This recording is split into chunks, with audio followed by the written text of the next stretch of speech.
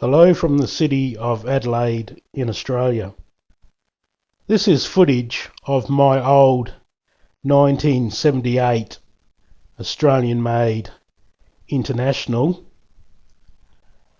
The body panels for the cab were the same as used on the Dodge Australian Chrysler, and there was always debate to say